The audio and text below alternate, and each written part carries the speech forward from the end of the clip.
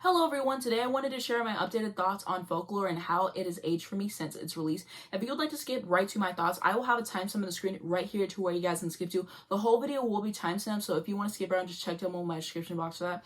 Now to a couple quick disclaimers. Number one, this is just my personal opinion and interpretation. I'd love to hear yours down below, just keep it respectful. I'll be reading off my phone as I always do. Sorry for any background noise or dust particles that may occur throughout the video. Everything that I referenced to make this video a mention will be linked down below in my description. And lastly, if I have any notes that I forget to add, check down below. I might have pinned comments.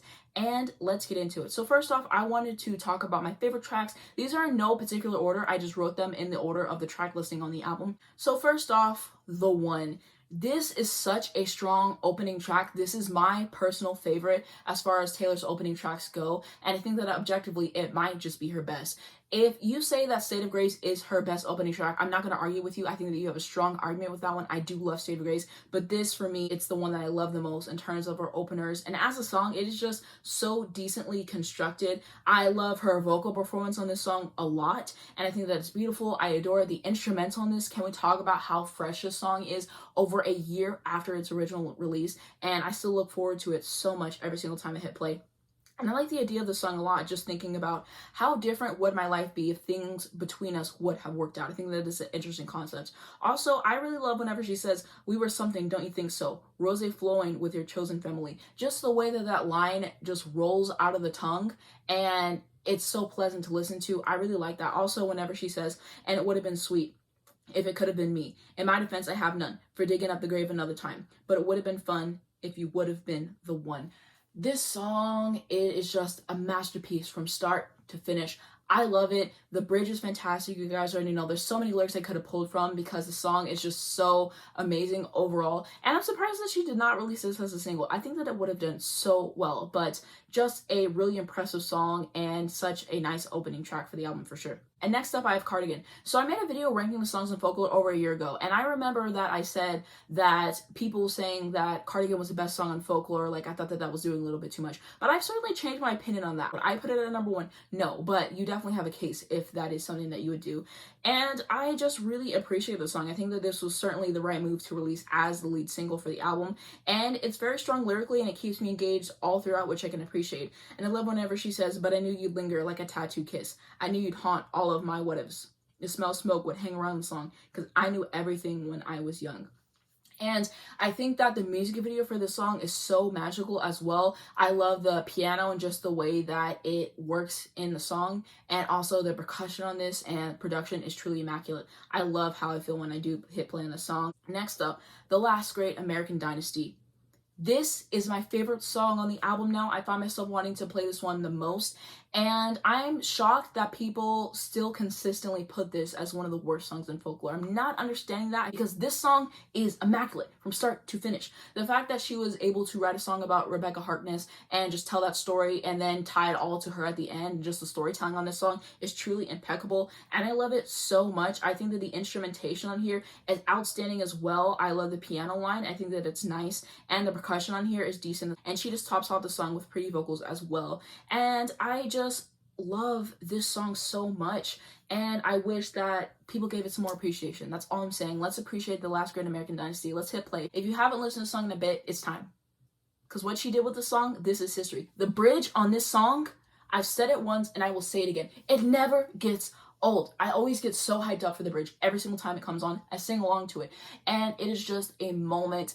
One of my favorite Taylor Swift songs of all time. Next, I have August. So I think that this is one of the best vocal performances on the album. It gets stuck in my head so often, and I think that it's so addictive to listen to as well, and I'm really glad that she did the little TikTok for it as well. And if I was gonna rank the songs on the album, this would probably be at number 2 now. And next up is going to be Invisible String. So I think that this is such an incredible song about fate and just thinking like, oh, maybe like this thing that I think is like so unimportant will really lead me to where I'm supposed to be, with who I'm supposed to be with. And I think that that's just really intriguing to think about. And the instrumentation on this track is my favorite on the entire album. It is just so good. I truly love it. And the bridge on this one is insane. You guys already know. And my favorite lyric is whenever she says, "Time, mystical time, cutting me open, then healing me fine." Because I really felt that. What a relatable lyric. And now we're on to The Lakes. So Taylor's closing tracks are always so excellent and powerful, and if I had to rank them, I would have a really hard time doing so because she just really brings her A game on the closing tracks, and this one is no exception. I feel like it perfectly ties the album together, and I think that the concept of this one definitely stands out, being like, oh, I just want to get away from the fame, and I want to just go away and live a more peaceful lifestyle and just focus on things that are really important to me. And I adore this one. It's just pure poetry and a masterpiece. What else can I say about the song that hasn't already been said? And I'm just thankful to have it. And now we're into the amazing tier. So I absolutely love these songs. I appreciate them so much. They just missed the mark on being my favorites by a little bit. So first up, I have Mirror Ball. So this one has been growing on me so much more recently, and I feel like I paid it dust in the beginning, and I regret that now. And I listen to it more. I love the feeling whenever I listen to it. It just kind of puts me at ease, which I can truly appreciate. My favorite lyric is whenever she says, I'm still a believer, but I don't know why. I've never been a natural. All I do is try, try, try. I'm still in that trapeze. I'm still trying everything to keep you looking at me. And I think that it's cool how she wrote a song basically about trying to be a people pleaser, and also regarding the fact that a lot of times whenever we do go into certain environments, we're going to have to change the version of ourselves that we show to others due to various factors and stuff like that. And also whenever she brings up the fact that there's certain celebrities and people in society that whenever something bad happens to them, like they have a breakdown or whatever it is, that people are entertained by them. They look at them as entertainment and not as a human, which I think was brilliant as well. And the songwriting in this one, A1. And next up is 7. This song is truly outstanding. The vocals at the beginning of the song are so pretty, and I love whenever she says, your braids like a pattern, love you to the moon and to Saturn, passed down like folk songs, this love lasts so long. And I really appreciate its place in the track listing as well. And now on to This Is Me Trying. The backing track for this one is so good. I appreciate how she did a song about like addiction and mental illness and the toll that that can take on somebody's life. And I think that she really tackled the topic pretty well. And I love whenever she says, they told me all of my cages were mental, so I got wasted like all my potential. Amazing. Also, whenever she says, I was so ahead of the curve became a sphere. There's something about the song that's just so entrancing, and I just like to do nothing whenever it's playing and just really focus on everything and really feel everything that she's putting into this one. Next up is going to be My Tears Ricochet. So this one has so much emotion in it. It is a very powerful and moving track, and I think that this one is so immaculately produced. I love the beginning and the vocals, and it just sucks you in. You can really feel what she is trying to put forth, which I can appreciate. And I love whenever she says, and I can go anywhere I want, just not home. And you can aim for my heart, go for blood, but you would still miss me in your bones. And I still talk to you when I'm screaming at the sky. And when you can't sleep at night, you hear my stolen lullabies. Wow. That is truly something to really think about. And she basically said that this song is about betrayal and stuff like that. And this is probably one of her best track vibes across the entire discography to date. And again, I feel like if I had to rank her track vibes, I would have a hard time with that because I really do like them all so much. But this one has just blown me out of the water, and I truly appreciate it and its place in the album and in her discography as well. And next up is going to be Peace. This one is so soothing. She basically said how it's just like because she is a famous person, there's certain things about her life that she's not going to be able to control. But what I can give you, is that going to be enough? And just talking about that. And I really do like this song. Paid it dust in the past as well. Definitely a grower, and I love how self-aware this is and just the journey it takes you on listening to it. My favorite lyric, and you know that I'd swing with you for the fences, sit with you in the trenches. Also, whenever she says, give you the silence that only comes when two people understand each other. Family that I chose, now that I see your brother as my brother. I don't know what else I can say about these songs because I know I get repetitive and like, oh, this song is so good, but it's so true. I really appreciate the songs on the album so much, and this one is no exception. Next is going to be Great Tier. So I still really do enjoy these songs, and of course I recommend that you listen to them, but I just don't find myself listening to these ones as much as I do the other ones, which is why they're here. So first up, I have Betty. So I'm glad that Taylor did another country song. I love her country work for sure, and I still really do enjoy it. It just doesn't have the replay value for me that it once did, but I definitely think that this is a worthwhile song to listen to. And I love that she said that it's basically like an apology from a boy's perspective. I forgot to add that I think that it's really cool how this song is connected to Cardigan in August, and this whole little triangle and the parallels that she did. I think that that was really nice to add. Next is going to be illicit affairs. So this one is about infidelity, and I feel like she really tackles this topic very well, and just talking about, being the other woman in the relationship and all that comes with that and the feelings, and I love how everything was portrayed on here for sure. My favorite lyric, and that's the thing about illicit affairs and clandestine meetings and longing stares, it's born from just one single glance, but it dies and it dies and it dies a million little times. The bridge on this one is fantastic.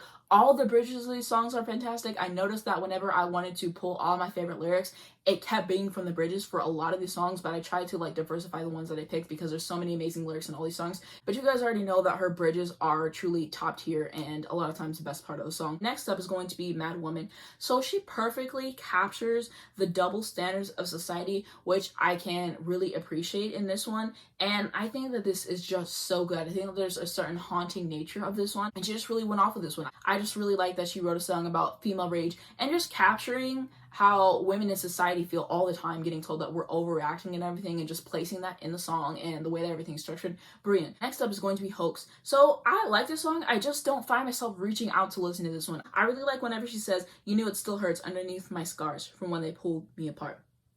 And now we're on to my least favorite tracks.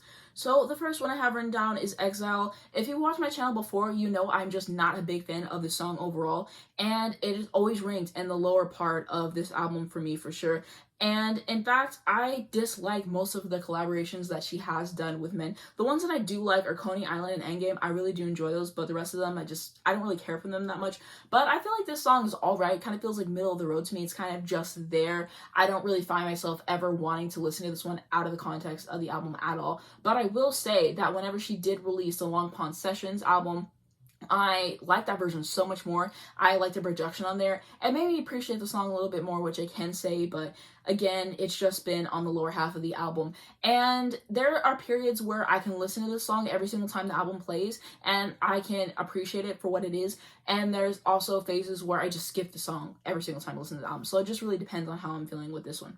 And next up is going to be Epiphany. So this one is alright. Like I said, I don't really find myself reaching to listen to this one, but I can appreciate it. I like her voice in the beginning and what she's able to do with it. And now I'm on to my overall thoughts about the album. So I feel like her storytelling and songwriting is the best that it has ever been on this album. Her singing has improved so much, and it is truly delightful to listen to as well. And the instrumentation and the production employed on this album are truly top tier as well. Next, I feel like this album really strengthens her catalog, and it definitely put her into an upper echelon in her career as well. And I think that she chose the perfect time to release this album. This is a comfort album for me. I remember whenever it first came out and listening to it, and just how much joy I felt listening to it, and just listening to it over time every night, and then just listening to a few songs. And I really appreciate how this album does make me feel, and it means so much to me because this is the album that brought me back to listening to Taylor again and made me want to check out her back catalog. So I will always have so much love and admiration and appreciation for this album as well. And I can't describe that with words, really. I think that it is magical, it's beautiful, it's excellent, it's thought-provoking, it's catchy, it's everything that I could really ask for in an album, and I just really like how it makes me feel. And this is easily one of my favorite albums of all time. I feel like it has aged really well for me personally, and I think that it is her best album for sure. And why do I think that? Because I remember Evermore coming out, and I was debating between whether this or Evermore was the best album. And I went back and forth on that, but as I listened to the albums more, I came to the conclusion that this is her best album, just because I feel like the tracks are stronger, and just the way that they flow, I like it more, and I like how I feel when I listen to this album more, and just all of that stuff, and like the memories I have with this album and everything. And I also think that the first three tracks already make this better than Evermore. Let's think about it. The One, Cardigan, and Alaska and American Dynasty, all next to each other, all amazing, all incredible tracks, okay? And I still really do like Willow, Champagne Problems, and Gold Rush as songs, but I don't think that they hold the same weight for me and the same replay value as these three tracks do. So I think based on those three tracks alone, this is a better album than Evermore. But I can understand why people would say that Evermore is a better album and all, but I just prefer Folklore, and that's my opinion there.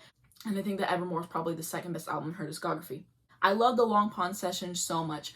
And I appreciate them because it made me see these tracks with a whole different perspective. It was nice to hear the meanings behind them and everything. And I just really can appreciate the new instrumentation employed. And this is something that I listen to late at night sometimes just to relax, or early in the morning just to have something to kind of like ease me into the day. And I really appreciate them and the album, and I'm glad that she released that to us. And I truly hope that we do get One Forevermore as well. I would love a long pun session version of Cowboy Like Me, which is the best song on Evermore. Because what she did with Cowboy Like Me, that's history. But we can talk about that another day. But we will see if we ever get that. She is so busy with re-recordings, and it is what it is. And I'm thankful for how much content she has been giving us since Folklore. She's just been releasing and releasing and making these re-recordings fun, which I can appreciate. So we will see what happens with that. Album of the year was so well deserved. I remember whenever I made a video and I talked about my albums of the year for 2020, which will be in the cards down below if you guys are interested. But I said that I hoped that this one, and I'm so glad that it did, just because of what this album has done for me ever since it came out and what she was able to do with this. And are the Grammys always right in who they pick to win these categories? No. They do have a history of racism and of being tasteless, and it should be acknowledged, and they should be held accountable for that. This pick was so well deserved though. I think that out of all 4 Album of the Year Grammys, this is the one that I feel like is most deserved. If you're watching this video and you've never listened to a Taylor Swift album, I'm telling you, listen to Folklore. It's so good. Also, I just thought of this, but I wanted to appreciate how Taylor Swift has changed genres 3 times, won a Grammy 3 times for Album of the Year in 3 different genres. The first woman to do it 3 different times as well. Can we talk about versatility? The way that she's able to change her sound and all that she has done, immaculate. What do you guys think of the album? What are your favorite songs, your least favorite songs? Let me know all that in the comments down below. But that was going to be it for the video. Thank you guys so much for watching this video. If you did enjoy it, please give it a like. Also hit the subscribe button right down below if you'd like to see more videos like this. If you hit the bell, you get a notification on your phone every single time I post. And I do have a second channel. It's going to be the first link down below in the description. I did react to Wildest Dreams Taylor's version if you guys are curious to hear my thoughts on that. I talked about Taylor joining TikTok and a bunch of other things. So check me out on there and let me know what you guys thought of my last video. And I do have a Twitter and Instagram, as well as a Spotify if you guys would like to follow me on there. Links to stream this amazing album, of course. And lastly, information to educate you guys on important situations. Thanks so much for watching, and I'll see you in my next one.